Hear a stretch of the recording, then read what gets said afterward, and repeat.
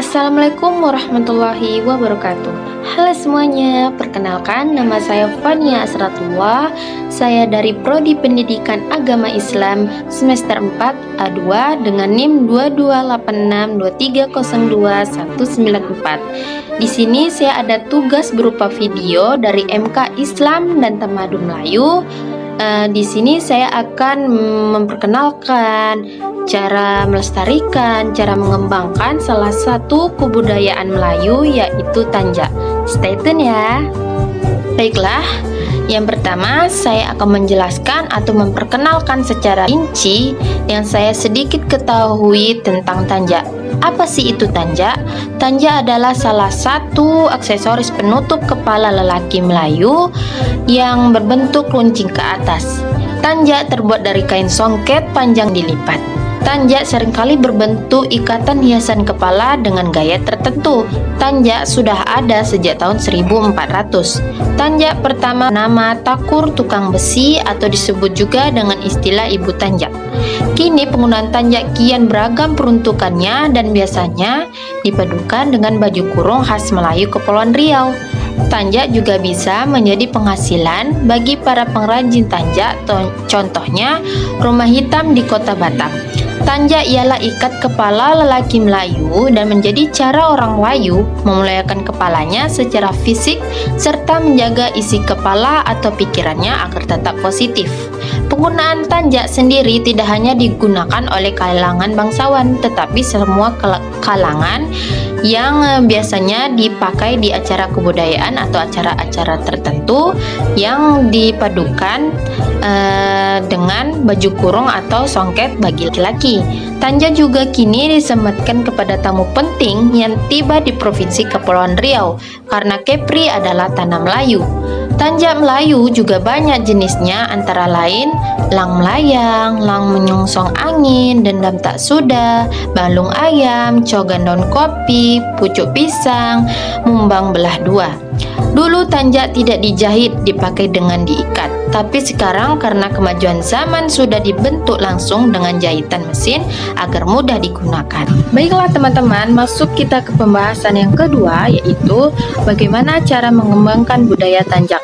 Bagaimana sih caranya?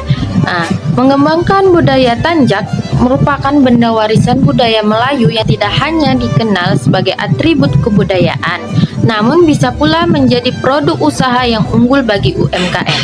Nah, salah satunya ada di Tanjung Pinang, yaitu UMKM Alfa Tanjak. Cara mereka mengembangkan tanjak yaitu dengan mengembangkan inovasi produk tanjak melalui adanya produk bernuansa tanjak seperti miniatur, cenderamata, gantungan kunci, bros hingga masker. Cara lain mengembangkan tanjak ialah tidak hanya menjual tanjak yang digunakan untuk kalangan lelaki, tapi UMKM Alfa Tanjak ini juga memproduksi bernuansa tanjak untuk semua kalangan termasuk wanita.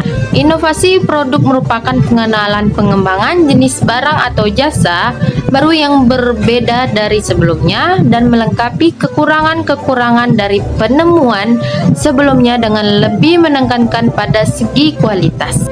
Nah, jadi cara kita mengembangkan budaya tanjak ini ialah seperti yang saya jelaskan tadi.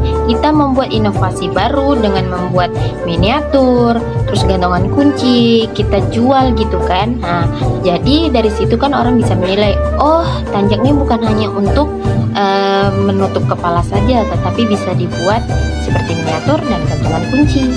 Baiklah teman-teman, masuk kita ke pembahasan yang terakhir, yaitu pembahasan yang ketiga, ialah tentang bagaimana sih cara melestarikan budaya tanjak.